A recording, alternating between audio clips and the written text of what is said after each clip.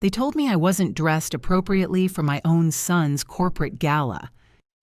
Mrs. Chen, perhaps you'd be more comfortable in the staff area, the event coordinator said, her smile sharp as broken crystal. My daughter-in-law, Victoria, stood behind her, arms crossed, wearing a dress that cost more than my monthly pension. "We can't have her mingling with the investors, Marcus," she whispered to my son, loud enough for me to hear. "Your mother's simplicity might raise questions about our background." Marcus, my only child, the boy I'd raised alone after his father died, looked at his Italian leather shoes and said nothing. Not a word in my defense, not a single glance of recognition that I was even human, let alone the woman who'd sacrificed everything so he could stand in that room wearing a $10,000 suit. The Vancouver Convention Center glittered around us, all steel and glass overlooking the harbor. Chandeliers like frozen waterfalls, servers in black carrying champagne that probably cost more per bottle than I spent on groceries in a month. And there I stood in my navy blazer from the Bay, bought on sale 3 years ago, suddenly feeling like an ink stain on expensive linen. "There's seating in the back corner," the coordinator continued, gesturing toward a section near the kitchen doors, partially hidden by a decorative screen. "You'll still be able to see everything." I wanted to scream. I wanted to grab my son by those perfect lapels and ask him when exactly he'd learned to be ashamed of where he came from. Instead, I held my purse tighter, feeling the cheap leather crack under my fingers, and nodded. "Of course," I said quietly. I wouldn't want to embarrass anyone. As I walked toward that corner, heels clicking on marble that reflected my tired face, I heard Victoria laugh. That crystalline sound she'd perfected for social occasions, the sound of someone who'd never known what it meant to choose between paying the electric bill or buying your child new shoes for school. But then, just as I reached that horrible little corner they'd carved out for me, someone took my elbow, gentle but firm. A man's voice, low and certain, spoke near my ear. "Eleanor Chen, I've been looking everywhere for you." I turned, my heart stopping for reasons I couldn't immediately name. The man was perhaps 70, silver hair swept back, wearing a suit that whispered wealth rather than shouted it. His eyes were steel gray, sharp and knowing, with crow's feet that suggested he smiled often. But it was something else that made my breath catch, something familiar in the angle of his jaw, the way he held himself. "I'm sorry," I stammered. "Do I know you?" His smile was small, private, meant only for me. "Let's pretend you do. Let's pretend we came here together tonight, and that corner over there," he nodded toward my assigned humiliation, "was never meant for someone like you." Before I could respond, he guided me, not toward the back, but toward the front section reserved for VIPs. Heads turned. I saw the event coordinator's mouth fall open, Victoria's face drained of color. Marcus looked like he'd seen a ghost materialize in his carefully constructed new life. The man pulled out a chair for me at a table marked "Reserved" with a small brass placard. Around us sat people I recognized from business magazines, names that appeared in the financial section of newspapers. "Who are you?" I whispered as he sat beside me, his hand resting lightly on the back of my chair. He turned to me then, and in the light from the chandelier above, I finally saw him, the boy from 45 years ago, now wearing the face of a man who'd lived a full life without me. "Someone who should have found you decades ago," he said softly. "Someone who once promised to come back to Vancouver and never did. Until tonight." My hands started shaking. I set them in my lap, pressed them together until my knuckles went white. "James?" The name came out barely audible, a whisper from another lifetime. "James Morrison?" He nodded, eyes never leaving mine. I tried to find you, Eleanor, after Oxford, after I came back, but you'd married, you'd moved on, and I thought I was too late. The room spun around me. 45 years collapsed into nothing. I was 23 again, sitting in Stanley Park with a young man who talked about changing the world, who kissed me under the cherry blossoms and promised he'd return from England with a ring, who then vanished into silence, leaving me with unanswered letters and a broken heart that eventually learned to beat for someone else. This is Revenge Stories with Michelle, a home for quiet courage and true endings. If you feel my words, please like the video, subscribe to the channel, and tell me in the comments where you're watching from. Your voice matters here. Your story matters too. You disappeared, I said, my voice stronger now. I wrote you every week for 6 months. Nothing came back. My mother said you'd probably met someone richer, someone better suited to your ambitions. James's face tightened with something that looked like anger, but not at me. I wrote you 37 letters, he said. Every single one returned, marked addressee unknown. I called the number I had, got a recording that it was disconnected. When I flew back early from my program, your mother told me you were engaged to Robert Chen and that you'd asked her to tell me not to contact you again. The words hit me like a physical blow. I thought of my mother, strict and controlling, who'd always said James was too ambitious, too risky, not the kind of man who builds a stable life, who'd pushed me toward Robert, kind and steady Robert, who worked at the credit union and came from a good Chinese family, and would never break my heart by chasing dreams across an ocean. She lied, I whispered, to both of us. James nodded slowly. I figured that out eventually, years too late. I hired someone to find you in '82, then again in '87. Both times you were married. You had a son. You looked content, so I stayed away. I thought at least one of us had found happiness. Around us, the gala continued. Someone clinked a glass for a toast. Waiters circulated with canapes. But in our small bubble, time had bent backward and forward simultaneously, showing us what was and what might have been. Were you happy? James asked. With Robert? I thought about my late husband. Good, decent Robert who'd provided stability and never raised his voice and died of a heart attack at 58, leaving me with a paid-off house and a son who'd learned somewhere along the way that money mattered more than loyalty. Happy enough, I said finally. He was kind. We had a good life, simple but good. And your son? The question was gentle, but I saw James glance toward Marcus, who stood across the room with Victoria, both of them staring at us with expressions I couldn't quite read. Marcus used to bring me dandelions from the schoolyard, I said, my voice catching. He'd present them so seriously, like they were roses. He'd say, "Mama, these are for you because you work harder than anyone." I don't know where that boy went. James's hand found mine on the table. His palm was warm, solid. He's still in there somewhere. But right now, he needs to remember where he came from. And the people watching us need to understand they made a very serious mistake tonight. I looked at our joined hands, his expensive watch catching the light, my own wrist bare except for the marks where my old Timex used to sit before. It finally died last year. "Why are you here tonight?" I asked.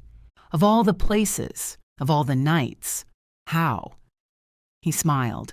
That same smile from 45 years ago that had made me believe in possibilities.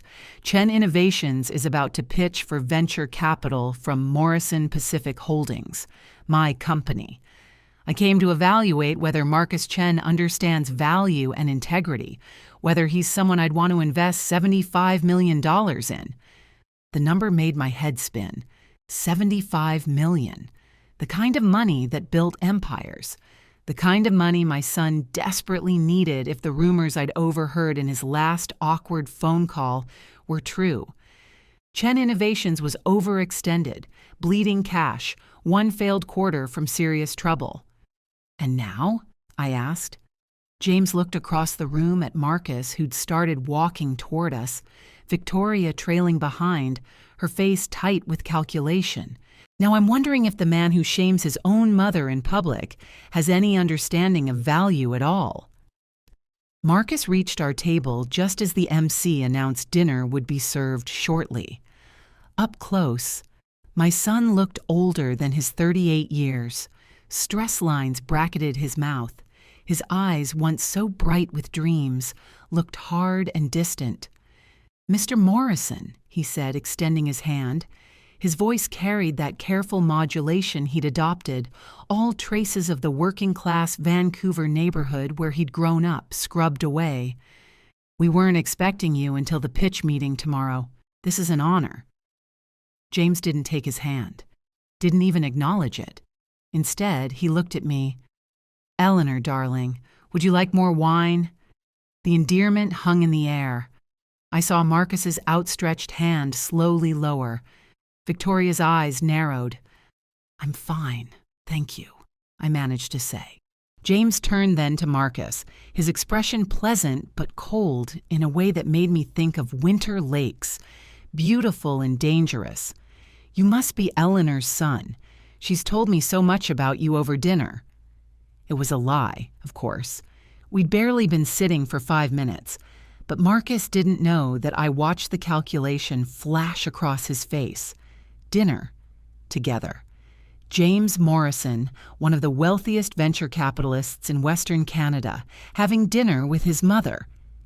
The mother he'd just tried to hide in the back corner. Mom, I didn't realize you knew Mr. Morrison." Marcus's voice had changed. Uncertain now, Victoria stepped forward, her smile dazzling and utterly fake. "Mrs. Chen, what a wonderful surprise. We were just looking for you to introduce you to some of our guests." The lie was so transparent it was almost insulting, but James simply raised an eyebrow. "How thoughtful. Though Eleanor has been quite comfortable here at the VIP table. Haven't you, darling?" I looked up at my son, really looked at him, at the man he'd become, who measured people by their clothes and connections, who'd learned to smile while calculating your net worth. And something in me that had been bending for years finally snapped straight. "Actually," I said, surprised by how steady my voice sounded, "I've been having a lovely evening. James and I have quite a lot of catching up to do."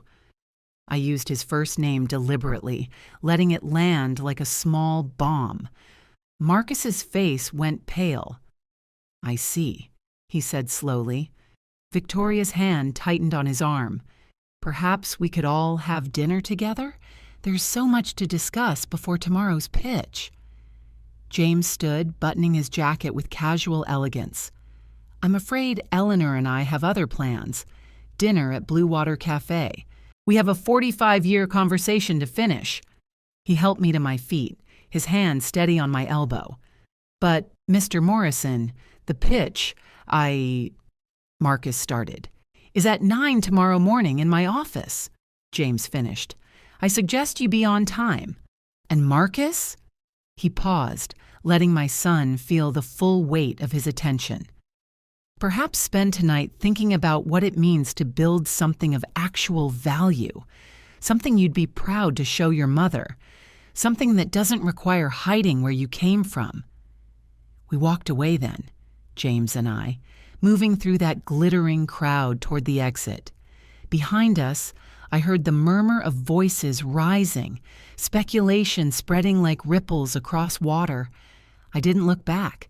Not at the son who'd tried to erase me from his story, not at the daughter-in-law who'd measured my worth in designer labels. The night air off Vancouver Harbor was cold and sharp, carrying the smell of salt water and possibility. James's car, a sleek silver Mercedes, waited at the curb. He opened my door, and for a moment we just looked at each other. "I can't believe you're really here," I said. "I can't believe they tried to put you in a corner," he replied, anger finally edging his voice. "Like you were something to be ashamed of. Like the woman who raised that man wasn't worthy of respect." I slid into the car's leather interior, breathing in the scent of expensive things I'd never expected to touch again. As James pulled away from the curb, the convention center receding in the side mirror, I felt something strange bloom in my chest. Not quite happiness, not quite revenge. Something cleaner, like justice. "Tell me everything," James said as we drove through the city lights. "Tell me about the 45 years we lost." So I did. I told him about marrying Robert 3 months after my mother said James wasn't coming back, about the small wedding at the church on Kingsway, how I wore my mother's altered dress and held lilies instead of the roses I'd always dreamed of, how Robert had been gentle and kind, and how I'd learned to love him in a quiet, grateful way that never quite reached the heights of what I'd felt at 23 in Stanley Park, with cherry blossoms falling like snow. I told him about Marcus's birth, the joy and terror of holding this small life and knowing I'd do anything to give him opportunities I'd never had, about Robert working 2 jobs so I could stay home those first years, about going back to work as a library assistant when Marcus started school, how I'd loved being surrounded by books and the smell of paper and ink, how I'd worked there for 32 years until my retirement 3 years ago. "Robert died 7 years ago," I said quietly. "Heart attack sudden. He was at work and then he just wasn't." James's hand found mine across the console. "I'm sorry." He was a good man. He deserved better than a wife who sometimes still dreamed about cherry blossoms and promises made by someone else. "Don't," James said firmly. "Don't do that to yourself. You built a life. You raised a son. You honored your commitments. That's more than many people manage." "And you?" I asked. "Did you marry? Have children?" He shook his head. "Came close a few times, but I always found myself comparing them to a girl I knew for one summer in Vancouver, a girl who read Margaret Atwood in the park and laughed at my terrible jokes and made me believe I could be better than I was. No one else ever quite measured up." The confession sat between us, heavy with years and what-ifs. Blue Water Cafe appeared ahead, its windows glowing warm against the dark harbor. James valeted the car and we walked in together, his hand light on my back. The maitre d' greeted him by name. "Mr. Morrison, welcome back, your usual table." We were led to a corner overlooking the water. White tablecloth, candlelight, a single rose in a crystal vase. It felt surreal. This morning, I'd been in my small house in East Van, watering the tomato plants Robert had loved, wearing my old cardigan and wondering if I should spend money on new shoes. Now I sat across from a ghost made flesh, a path not taken suddenly illuminated after decades of darkness. "Order anything," James said, smiling. "Everything's wonderful here." I looked at the menu and felt my chest tighten. No prices listed. The kind of place where if you had to ask, you couldn't afford it. "James, Eleanor, when was the last time someone took care of you, really took care of you?" The question cut through my protest. I couldn't remember. Robert had been kind but frugal, always saving for someday. Marcus had been too busy climbing social ladders to notice his mother eating less so he could have new hockey equipment. After Robert died, there'd been no one. Just me and the pension and the small house and the careful budgeting that made each month work. "Order the halibut," James said gently.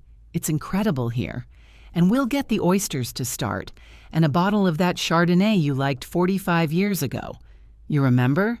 From that little wine bar on Davie Street?" I did remember suddenly, sharply. The taste of cold white wine and possibility. The feeling that the whole world was opening up before us. "You remember what wine I liked 45 years ago? I remember everything about you, Eleanor. The way you bit your lower lip when you were thinking. How you always ordered your coffee with too much cream. The sound you made when you laughed, really laughed. Not that polite sound women are taught to make everything. The server came, and James ordered for both of us, his voice easy and certain. When we were alone again, he leaned forward. "Tell me what happened tonight, not just the surface.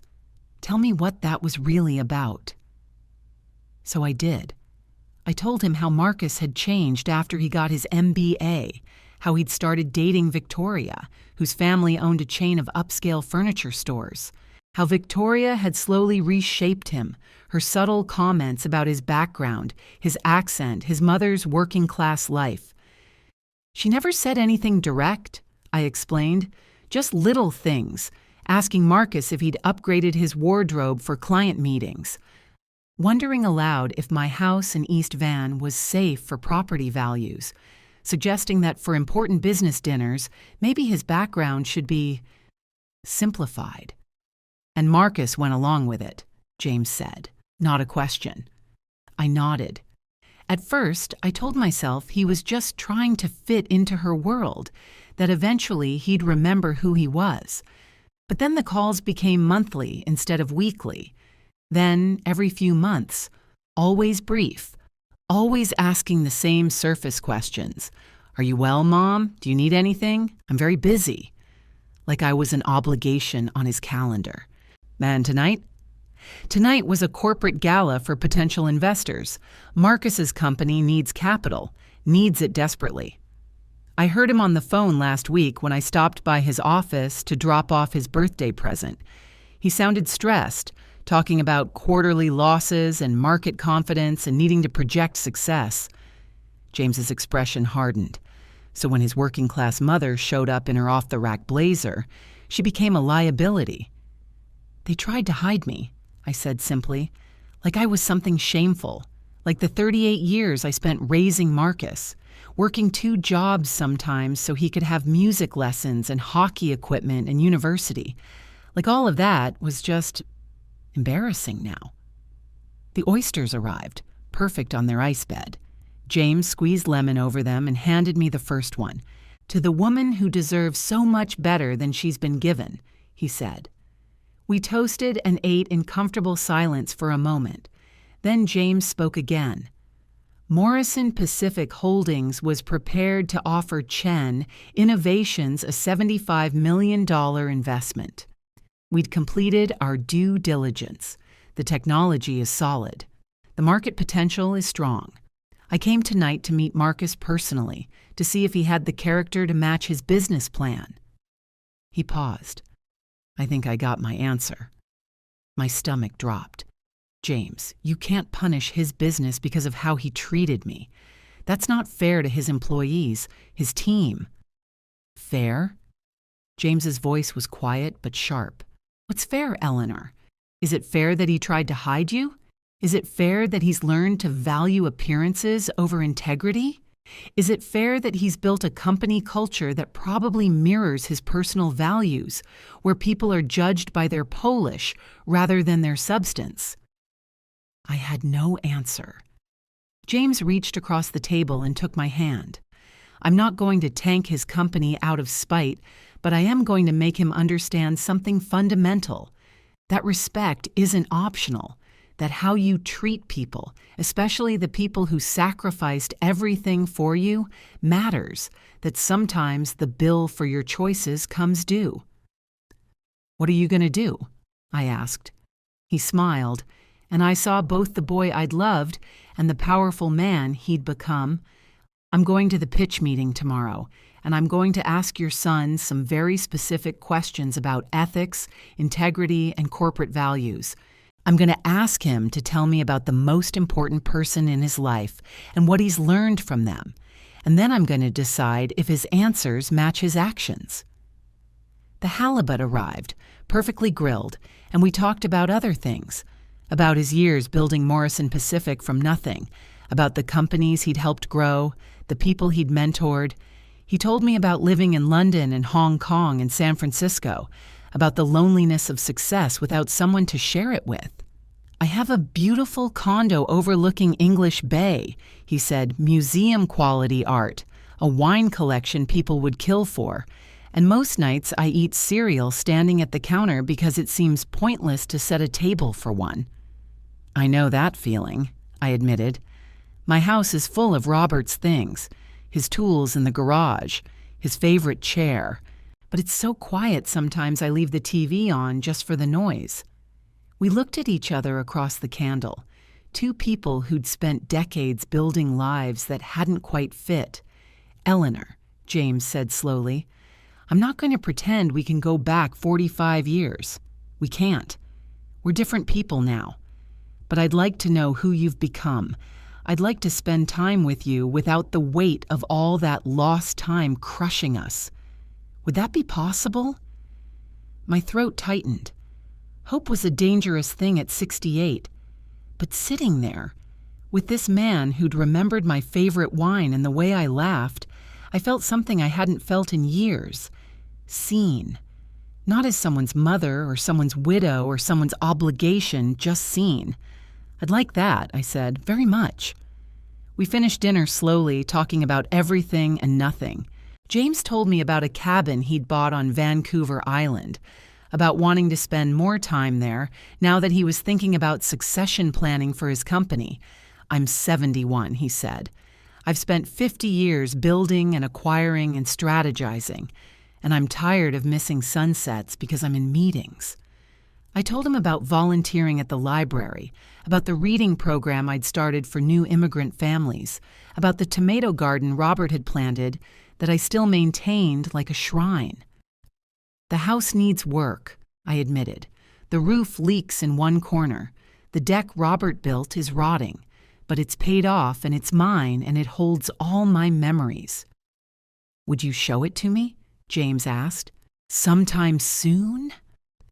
I felt vulnerable suddenly, thinking of my working-class house with its thrift store, furniture, and garden variety problems, comparing it to the expensive world James inhabited. But then I remembered sitting in that back corner tonight, remember the shame they'd tried to make me feel, and straightened my shoulders. "Yes," I said firmly, "I'd like that." When the check came, James wouldn't let me even glimpse it. We walked out into the night, the harbor lights reflecting on dark water. His car appeared and we drove through Vancouver's downtown, familiar streets looking different from behind the window of a Mercedes. "Where can I take you?" James asked. I gave him my address in East Van. He drove without comment through neighborhoods that got progressively less polished until we reached my street with its small houses and chain-link fences and cars that were practical rather than prestigious. He walked me to my door, this man in his expensive suit standing on my cracked concrete porch under the light that flickered because I hadn't gotten around to replacing it. "Thank you," I said, "for tonight, for everything." James lifted his hand and brushed his thumb across my cheek. The gesture was so tender I nearly broke. "Tomorrow is going to be interesting," he said. "You should know. Morrison Pacific's headquarters has a viewing gallery, a place where guests can observe pitch meetings without being seen. Would you like to be there when your son presents?" The offer hung in the air. Part of me wanted to say no, wanted to protect Marcus even now. But a larger part, the part that had been shoved in corners and treated as an embarrassment, wanted to see what happened when consequences arrived. "Yes," I said. "I'll be there." James smiled. 9 o'clock. I'll have my assistant meet you in the lobby." He leaned in and kissed my forehead, a ghost of the kiss he'd given me 45 years ago under cherry blossoms. Then he was walking back to his car, and I was turning my key in my old lock, stepping into my small house that suddenly felt different, like something had shifted in the foundation. I didn't sleep much that night. I lay in the bed I'd shared with Robert, staring at the ceiling, my mind racing through everything. James Morrison. Back in my life, like time had folded, Marcus and his shame and his carefully constructed image. The pitch meeting tomorrow, where worlds would collide around 3 a.m., I got up and made tea. Sat at my kitchen table where Marcus had done his homework, where Robert had read the paper every morning, where I'd planned meals on a tight budget and dreamed small, careful dreams. Tomorrow, I'd walk into James Morrison's world as an invited guest, not a liability. I'd watch my son face the consequences of his choices, and somewhere in all of that, I'd decide what kind of mother I wanted to be going forward. One who enabled bad behavior for the sake of family peace, or one who demanded respect, even if it meant letting her child fail. The tea grew cold in my cup. Outside, Vancouver slept. Inside, Eleanor Chen, 68-year-old widow and retired library assistant, steel-haired and tough-minded, made her choice. At 8:30 the next morning, I stood outside Morrison Pacific Holdings headquarters, looking up at the glass tower. I dressed carefully in my best outfit, navy dress and matching blazer, a string of pearls Robert had given me for our 20th anniversary. Not expensive, but respectable. My own armor. A young woman met me in the lobby. "Mrs. Chen, I'm Priya, Mr. Morrison's executive assistant. He asked me to bring you up." The elevator rocketed skyward. My stomach dropped with the acceleration. We emerged on the 32nd floor into a world of hushed efficiency. Modern art on the walls. Floor-to-ceiling windows framing the city and mountains beyond. Priya led me to a small room adjacent to a large conference space. Through one-way glass, I could see the conference table, the leather chairs, the presentation screen. James sat at the head of the table, flanked by two other executives. Marcus hadn't arrived yet. "Can I get you coffee, Mrs. Chen?" "Water," Priya asked. "Water would be lovely, thank you." She left and I settled into the comfortable chair, facing the glass. My heart hammered. What was I doing here? What mother watches her son's business pitch like it's a spectator sport? But then I remembered Victoria's crystalline laugh, Marcus's averted eyes, the corner they'd tried to stuff me in, and I stayed seated. James looked up then, directly at the glass. He couldn't see me, I knew that, but he nodded slightly, as if he knew I was there, as if he was saying, "You're not alone this time." At 8:55, Marcus arrived with Victoria and two other team members. My son looked exhausted, dark circles under his eyes. Victoria's smile was bright, but I could see tension in her shoulders. They settled around the table, arranging laptops and presentation materials. At exactly 9, James spoke. I couldn't hear through the glass, but Priya had left me a small earpiece connected to the room's audio. I slipped it in. "Good morning," James's voice came through, professional and cool. "Thank you for coming. Before we discuss the particulars of your technology and market strategy, I'd like to start with some broader questions about corporate culture and values." Marcus nodded, confident this was his territory, building narratives, selling visions. "Of course, Mr. Morrison. At Chen Innovations, we believe that integrity and excellence are inseparable. We've built our company culture on respect, innovation, and—" "Tell me about respect," James interrupted quietly. "What does that mean to you personally, Mr. Chen?" I watched Marcus's face through the glass.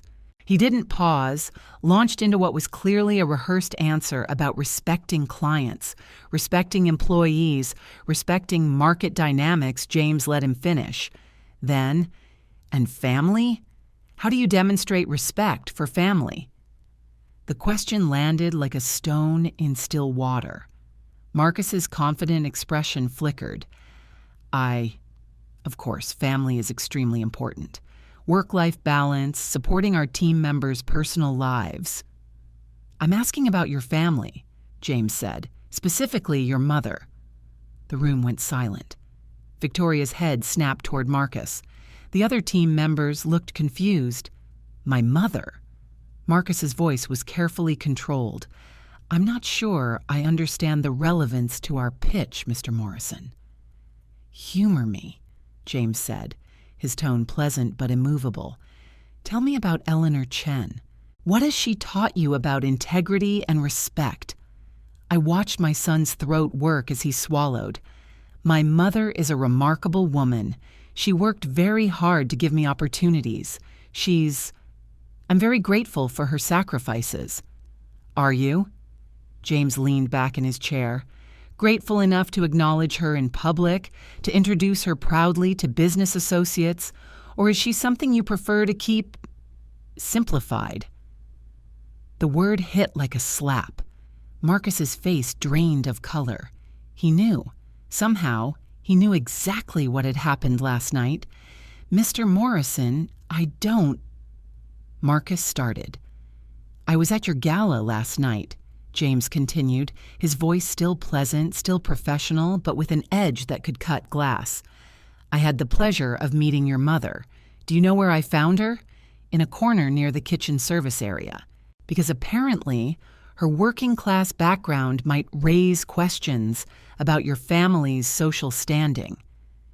Victoria's face went rigid. The other team members looked at each other, clearly wanting to be anywhere else.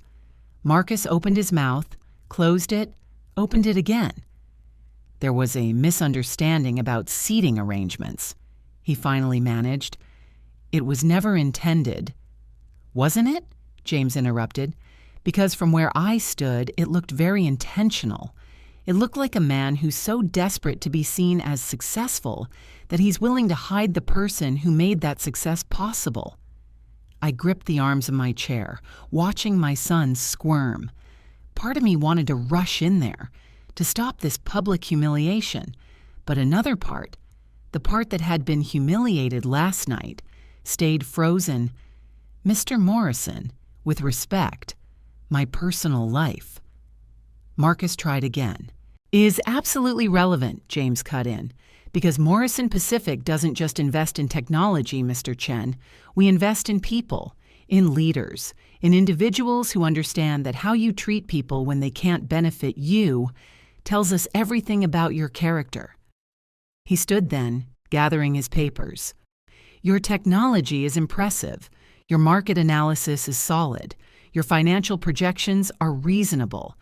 But I've seen enough to know that Chen Innovations isn't a company I want in our portfolio." Marcus shot to his feet. "Mr. Morrison, please. We can address any concerns you have. If this is about last night, I can explain." "Can you?" James's voice was quiet now, almost gentle. "Can you explain why you were ashamed of the woman who raised you? Can you explain what message that sends about your values? Because from where I sit, it tells me you're someone who abandons people when they become inconvenient, and that's not someone I do business with." Victoria stood, her voice sharp with desperation. "Mr. Morrison, surely one incident shouldn't define an entire business relationship." Marcus has apologized. "We all recognize there was a misunderstanding." "There was no misunderstanding," James said flatly. "There was a choice. Your husband chose to prioritize image over integrity, comfort over courage, and now he's choosing to minimize and rationalize rather than take actual responsibility." He moved toward the door, then paused. "I'll tell you what, Mr. Chen, I'm going to make you an offer, not an investment offer, a different kind of offer." The room held its breath. "Tomorrow at noon, there's a community lunch at the St. James Community Center in East Vancouver. Your mother volunteers there every week, serving meals to people experiencing homelessness. I'll be there as well. If you show up, spend 2 hours serving alongside your mother, and can look me in the eye afterward and tell me you understand what you did wrong, I'll reconsider, not guarantee anything, but reconsider." Marcus stared at him. "You want me to serve lunch at a homeless shelter as a condition of investment?" "I want you to spend 2 hours in your mother's world," James corrected. "The world she never tried to hide from you. The world she taught you came from. And then we'll see if you've learned anything about actual value." He nodded to the room. "You have until noon tomorrow. My assistant will send you the address." Then James walked out, leaving stunned silence in his wake. Through the glass, I watched Marcus sink into his chair. Victoria immediately started talking, her hands moving animatedly, clearly strategizing. The other team members looked shell-shocked. I removed the earpiece with shaking hands. The door behind me opened and James entered. "You heard everything?" I nodded, unable to speak. "I'm sorry if that was too harsh," he said quietly. "But Eleanor, that man needs to face what he's become. And more importantly, you need to see that you have nothing to be ashamed of nothing." I stood, legs unsteady. "You just destroyed his chance at the funding he needs." "No," James corrected gently. "I gave him a chance to earn it back by becoming someone worthy of it, someone his mother could be proud of." My eyes filled with tears. "James, I don't know if he'll come tomorrow. Victoria will tell him it's beneath him, that you're manipulating him, that—" "Then he'll fail," James said simply, "and you'll know exactly where you stand. But Eleanor, I think there's still some of that little boy in there, the one who brought you dandelions. He just needs to remember why that mattered." We stood there in that observation room high above Vancouver, two people trying to right old wrongs, trying to build something true from the wreckage of what might have been. "Will you be there tomorrow?" I asked. "At St. James?" "I'll be there," James promised. "We'll be there together, and whatever Marcus decides, you're not facing it alone anymore." He drove me home. Neither of us spoke much, but his hand found mine across the console and held it. When we reached my house, he walked me to the door again. "Eleanor, regardless of what happens tomorrow, I want you to know something. These past 2 days, being with you again, it's made me remember who I wanted to be when I was 26. Someone who valued the right things. Someone who didn't let important people slip away." "We lost 45 years, I said quietly. "Yes, and I can't get them back. But I don't want to lose whatever time we have left." He cupped my face in his hands. "Let me take you to dinner Friday, a real date. Not business, not maneuvering your son. Just us, getting to know who we've become." I looked up at this man who'd crashed back into my life like a meteor, who'd defended me when my own son wouldn't, who'd remembered how I took my coffee 45 years ago. "Yes," I said, "I'd like that very much." He kissed me then. Not on the forehead this time, but properly, his lips warm and certain on mine. It was careful and sweet and made my 68-year-old heart race like I was 23 again. When he left, I went inside and sat at my kitchen table for a long time. Tomorrow would determine so much, whether Marcus still had the capacity for growth, whether the bridge between us could ever be repaired. But tonight I had something I hadn't had in years. I had someone who saw me as I was and thought I was worth fighting for. The next morning, I woke with butterflies in my stomach. The St. James Community Center lunch started at 11:30, but I always arrived by 10 to help with prep. Today would be no different, despite the drama. I dressed in my usual volunteer clothes, comfortable jeans and a sweater, sneakers that could handle being on my feet for hours, pulled my hair into a simple ponytail. In the mirror, I looked like myself. No armor, no pretense, just Eleanor. The community center was busy when I arrived. Tom, the coordinator, greeted me with his usual warm smile. "Eleanor, thank God. We've got a larger group today and Danny called in sick. Think you can handle the serving line?" "Of course," I said, tying on my apron. The work was familiar and grounding, cutting vegetables for the salad-filling water pitchers, setting out plates and utensils on the long tables. Around me, other volunteers moved efficiently. We were a mixed group, retirees and students, people from the neighborhood and people from fancy areas who drove in to help. No one cared about labels here. At 11, James arrived. He'd dressed down, jeans and a casual shirt, but he still carried that air of quiet authority. Tom's eyes widened slightly. "Mr. Morrison, welcome back. Good to see you again." "Been a few months," James said easily. Thought it was time I stopped writing checks and actually showed up. He moved beside me at the prep counter, picking up a knife to help with vegetables. Our shoulders brushed. He smiled at me, and something warm settled in my chest. At 11:30, the doors opened and people began filing in. The homeless, the working poor, families stretched too thin, elderly folks on fixed incomes. People from all the corners of life that polite society preferred not to see. I moved to the serving line, ladling soup, smiling at familiar faces, learning new names. This was my world, not glamorous, not prestigious, but real. At 11:45, the door opened and Marcus walked in, alone. He stood in the doorway looking around at the crowded room, the mismatched furniture, the people in worn coats. His expression was unreadable. I caught his eye across the room. For a moment, neither of us moved. Then Tom approached him. "Welcome. First time volunteering?" "Yes," Marcus said quietly. "I'm Eleanor Chen's son." Tom's face lit up. "Eleanor's boy. She talks about you. Come on, let's get you an apron. We need someone on the hot food line." Marcus allowed himself to be led over, took the apron Tom offered. He stood on the other side of James, the three of us forming a line, father and almost father flanking a lost son. "Just serve as people come through," I told him. "Smile.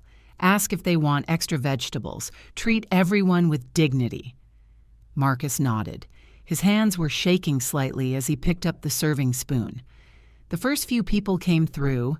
Marcus served mechanically, not making eye contact. But then a woman with 2 young children reached the line. She looked exhausted, her coat patched with duct tape. One of the kids hung back, shy. "Good afternoon," the woman said quietly. "Could my daughter have extra vegetables? She really likes carrots." "Of course," Marcus said, and I heard his voice crack slightly. He heaped vegetables onto the small plate, then looked at the child. "You like carrots?" "Me too. My mom used to make them with honey." The little girl smiled. "That sounds good." Marcus watched them move down the line, his face stricken. I knew what he was seeing. People not so different from the families we'd lived among when he was small, people who could have been us if a few breaks had gone differently. For the next hour, we served together. I watched my son slowly transform. The rigid social mask cracked. He started actually seeing the people in front of him, started asking names, making conversation. When an elderly man fumbled his tray, Marcus immediately came around to help, steadying it, making sure nothing spilled. "Thank you, young man," the old man said. "You're very kind." Marcus's eyes were wet when he returned to the line. At 1:30, the crowd had thinned. Tom gave us the signal we could break for our own lunch. We sat at one of the tables, the 3 of us, eating the same soup and bread we'd served. "Your mother has been volunteering here every Thursday for 6 years, James said conversationally. She started a reading program for kids whose families can't afford books. Set up a little library in the corner over there. Some of those kids, this is the only hot meal they get all week." Marcus stared at his soup. "I didn't know." "You didn't ask," I said quietly. "You didn't ask what I did with my time. You didn't ask what mattered to me. You didn't ask anything that might not fit into the story you'd decided to tell about yourself." My son's shoulders shook. When he looked up, tears streaked his face. "Mom, I'm so sorry. I was ashamed of everything I came from. Victoria's family, they made me feel like I had to erase my past to deserve a future, and I let them. I let myself believe that you were something to hide instead of everything I should be proud of." "Why?" I asked. "Why did you let them change you?" Because I was scared, Marcus said, his voice breaking. Scared I'd fail, scared I wouldn't measure up, scared that if people knew I came from nothing, they wouldn't take me seriously. So I tried to become someone else, someone better. Someone worse, James corrected gently. You tried to become someone worse, Marcus, because the person you were, the boy Eleanor raised with love and sacrifice, he knew better. He knew that dignity isn't about designer clothes or exclusive addresses. He knew that the measure of a man is how he treats people who can't do anything for him. Marcus nodded, wiping his eyes with his napkin. I know that now, watching the people come through that line, seeing how Mom treated each one like they mattered. I remembered when we used to go to the food bank sometimes, when Dad was between jobs, how scared I felt, how Mom held my hand and told me we were just going through a hard patch, but we'd be okay. You were 8, I said softly, and you were so brave. I forgot that, Marcus whispered. I forgot what it felt like to be on the other side, to be the one people look through instead of at. We sat in silence for a moment. Around us, volunteers cleaned tables and put away supplies, life continuing in its steady rhythm. Finally, James spoke. Marcus, I'm not going to invest in Chen Innovations. My son nodded, accepting the judgment. But, James continued, I am going to offer you something else, mentorship, not funding, but guidance. Because I see something in you that's worth saving. Not the polished executive you've been trying to be, but the man who just cried over a little girl who likes carrots. Marcus looked up, hope and confusion warring in his expression. I don't understand. Morrison Pacific runs an accelerator program for companies with potential but weak leadership. It's intensive. It's humbling. It requires you to completely rebuild your corporate culture and your personal character. 6 months full-time. At the end, if you've done the work, we revisit investment. James paused. But here's the condition. Every Thursday for those 6 months, you're here, serving lunch, remembering where you came from and what matters. And every Thursday, your mother is here watching whether you show up. I'll do it, Marcus said immediately. Whatever it takes, I'll do it. James looked at me. Eleanor, this is ultimately your call. Are you willing to give him this chance? Because if you say no, I'll respect that. You don't owe him anything. I looked at my son, at the red eyes and desperate hope, at the man who'd hurt me and the boy I still loved somewhere underneath all the damage. I'm willing, I said slowly. But Marcus, you need to understand, I'm not going to make this easy. I'm not going to let you perform forgiveness while your heart stays closed. If you want to rebuild our relationship, you're going to have to do the actual work, not the appearance of work, the real thing. I understand, Marcus said. And Mom, I know this doesn't fix anything, but thank you for not giving up on me completely. We stood. Marcus hesitated, then stepped forward and hugged me. A real hug, not the stiff, obligatory embraces he'd been giving me for years. I let myself hold him for a moment, this child who'd broken my heart and maybe was starting to find his way back. When we left the community center, Victoria was waiting in the parking lot. She got out of her BMW, her expression anxious. Marcus, we need to talk about next steps. I've been making calls. There are other investors. Victoria, Marcus interrupted gently.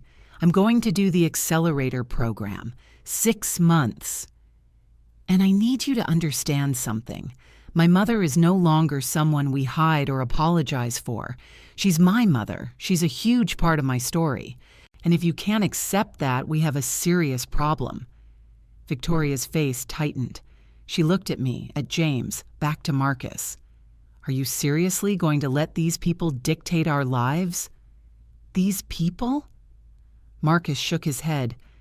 Victoria, that's my mother, and Mr. Morrison is giving me a chance I don't deserve. If you can't see that, then maybe we need to rethink some things. I watched Victoria calculate. She was smart enough to see the power dynamic had shifted. "Of course," she said, her voice brittle. "I just want what's best for you, Marcus, for us." But her eyes, when they slid to me, held resentment. I recognized that look. This wasn't over, but it was a start. James drove me home for the third time in 3 days. My small house looked different now. Not shabby or embarrassing, just mine. The tomato plants needed watering. The porch light still flickered. The paint was chipped. And none of it mattered because I'd stopped apologizing for my life. "Come in," I said. "I'll make coffee." We sat at my kitchen table, the same table where I'd worried over bills and helped with homework and eaten dinners alone after Robert died. Now James Morrison sat across from me, looking around at the modest space with genuine interest. "This is a good house," he said. "You can feel it. Feel the life that's been lived here." "It's not much," I started. "Eleanor," he interrupted. "Stop. Stop diminishing yourself and your life. This house is filled with love and work and dignity. That's worth more than marble countertops and designer furniture." I nodded, letting his words settle. "What happens now?" I asked. "With Marcus, with the program." "Now he does the hardest thing he's ever done," James said. "He looks at himself honestly. He rebuilds his company culture from the ground up. He shows up every Thursday to serve lunch and remember what matters. And at the end of 6 months, we see if he's someone worth investing in. And if he fails, then he fails. But Eleanor, you'll know you gave him every chance. And more importantly, you'll know you didn't compromise your self-respect for his comfort." I reached across the table and took his hand. "Thank you for fighting for me, for seeing me. I'd forgotten what that felt like." "Get used to it," James said, his thumb stroking my knuckles, "because I'm not going anywhere. Not again. Not ever." We sat there in my small kitchen as afternoon light slanted through the window, highlighting the cracks in the linoleum and the faded curtains and the absolutely beautiful truth that sometimes, after 45 years, you get a second chance. Friday night, James took me to dinner at a quiet Italian place in Kitsilano. No business, no family drama, just 2 people who'd found their way back to each other across decades of regret. "Tell me about the person you became," James said over wine. "Not Eleanor the mother or Eleanor the wife. You, the person inside all those roles." I thought about it. I became someone who believed making others comfortable was more important than being true to myself. I learned to be small, to not ask for too much, to be grateful for crumbs. And somewhere along the way, I lost sight of the girl who read Margaret Atwood in the park and believed she could do anything. "I still see her," James said quietly. "That girl, she's still there, just buried under years of other people's expectations." "What about you?" I asked. "Who did you become?" "Someone successful and lonely," he admitted. "Someone who conquered markets but never figured out how to be vulnerable, who built an empire but forgot to build a life." He reached across the table. "Eleanor, I don't know what this is. I don't know if we're picking up where we left off or starting something completely new. But I know I don't want to waste whatever time we have left being careful or afraid." "Neither do I," said. And I meant it. This is Revenge Stories with Michelle, a home for quiet courage and true endings. If you feel my words, please like the video, subscribe to the channel, and tell me in the comments where you're watching from. Your voice matters here. Your story matters too. The next 6 months unfolded in ways I couldn't have predicted. Marcus showed up every Thursday without fail. At first, Victoria came with him, her designer handbag looking absurdly out of place in the community center. But after a few weeks, she stopped coming. Marcus came alone. I watched my son slowly transform. He learned people's names, remembered their stories. He started treating the Thursday lunch not as penance, but as the most important meeting of his week. The accelerator program was brutal. James had him rebuilding every system in his company, questioning every assumption, learning to lead through values instead of fear and image. I heard about it in our Sunday dinners, which had resumed. Marcus started coming to my house. Just him, no Victoria. We'd cook together, slowly rebuilding trust over chopped vegetables and shared memories. "She doesn't understand," Marcus said one evening. "Victoria. She thinks I'm having some kind of breakdown. She keeps pushing me to look for other investors, to skip Thursdays, to get back to normal." "And what do you think?" I asked. "I think normal was destroying me," he said quietly. "I think I was becoming someone Dad would have been ashamed of, someone you should have been ashamed of." "I was never ashamed of you, Marcus. I was hurt. There's a difference." He nodded. "I know that now. And Mom, I'm sorry. I'm sorry it took a stranger shaming me publicly to wake me up. I'm sorry I hurt you. I'm sorry for all the years I made you feel small so I could feel big." I hugged him. My son. My complicated, flawed, growing son. Meanwhile, James and I were writing our own story. He took me to the cabin on Vancouver Island one weekend. We walked beaches and cooked simple meals and talked for hours. "I wasted so many years," I told him, "watching the sunset paint the ocean gold. We both did. But Eleanor, waste would be having this chance and not taking it. That would be waste." He proposed to me in month 5. Not with a grand gesture, just sitting on my lumpy couch watching a documentary about wildlife. "Marry me," he said during a commercial. "I've waited 45 years. I don't want to wait anymore." I laughed, then cried. Yes, absolutely yes. Even though I'm 71 and probably have weird old man habits, I'm 68 with weird old lady habits.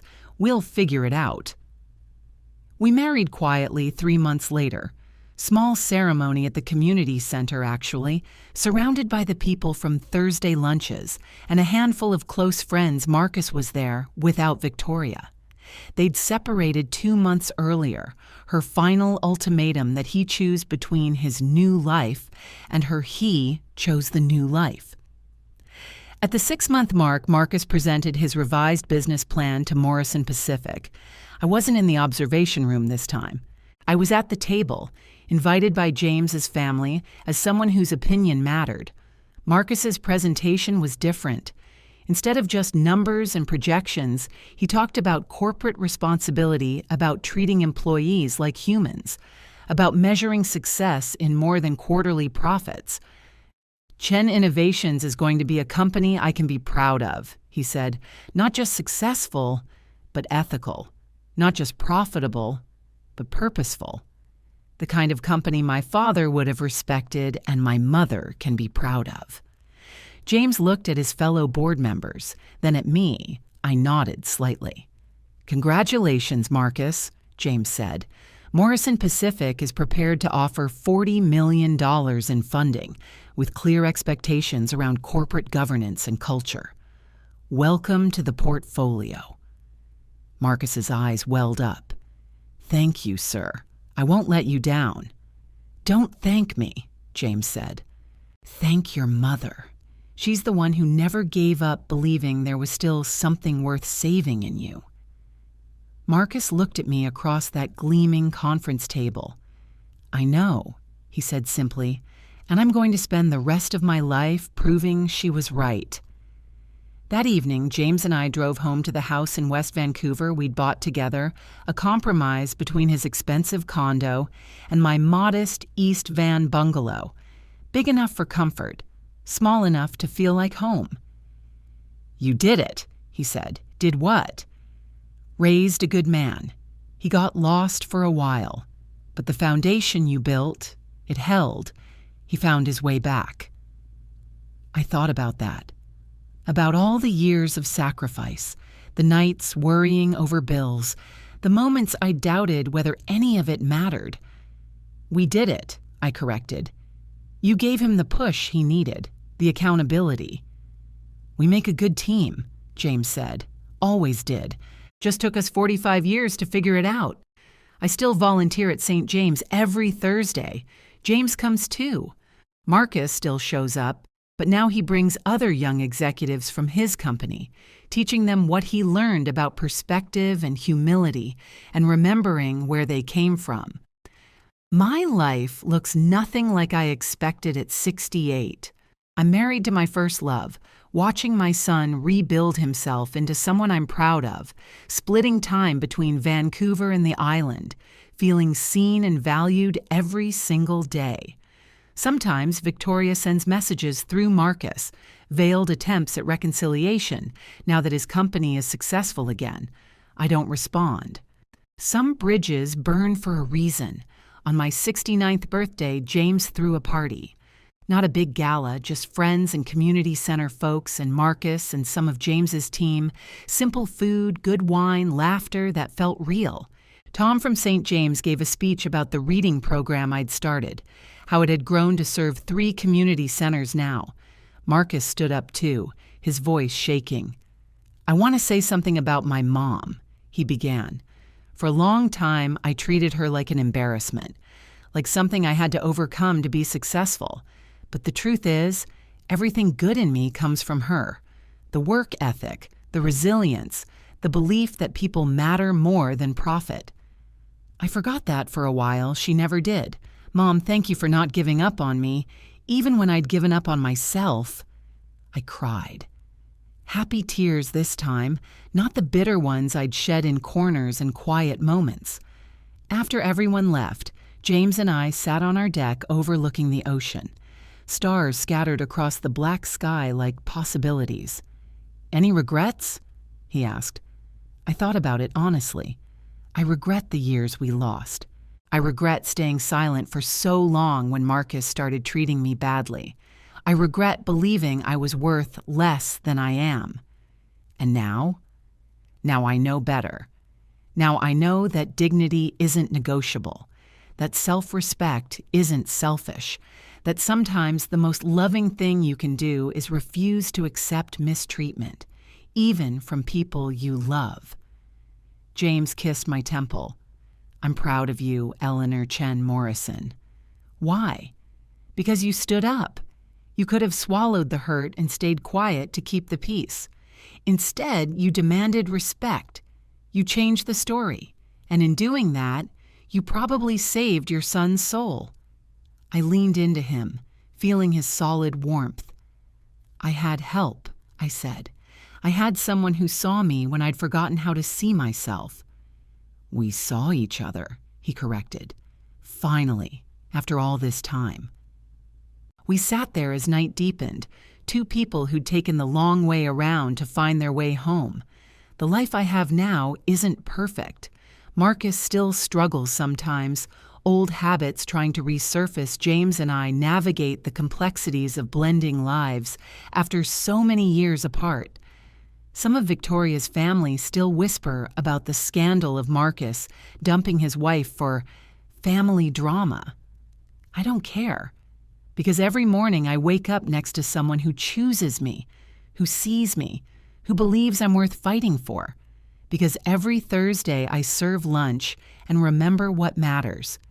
Because my son calls not out of obligation, but because he actually wants to know how I'm doing. Because I built a life I'm not ashamed of. Standing in that corner at the gala, I thought my story was about being pushed aside. I thought I was facing my final invisibility, the last cruel chapter where I'd be erased from my son's narrative. But I was wrong. That wasn't an ending. It was a beginning. The moment I stopped accepting being diminished, the moment I remembered I had value independent of anyone else's recognition, the moment James walked back into my life and reminded me I'd once been brave and could be brave again. If you're watching this from your own corner, wherever they've tried to put you, I want you to know something. You don't have to stay there. You don't have to smile while people treat you as less than you are. You don't have to shrink yourself to make others comfortable. You don't have to accept crumbs and call it love. Stand up. Walk out of that corner. Demand the respect you deserve. Will it be easy? No. Will you lose some people? Maybe. But here's what you'll gain: yourself, your dignity, your truth.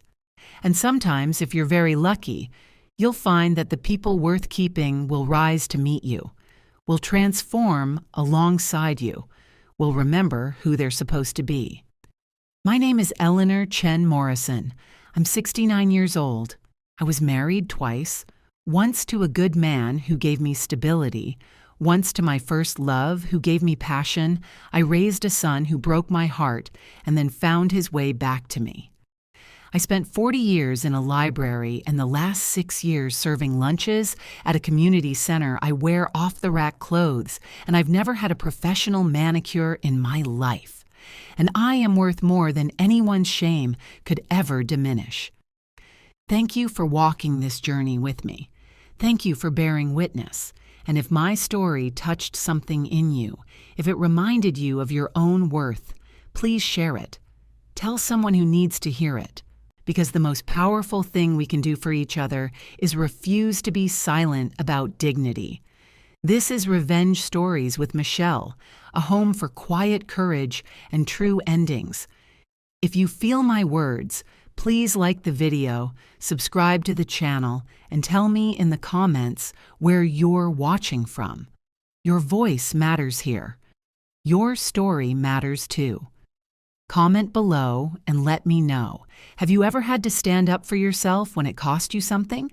Have you ever walked away from a corner they tried to put you in? I want to hear your story. Because every voice adds to the chorus.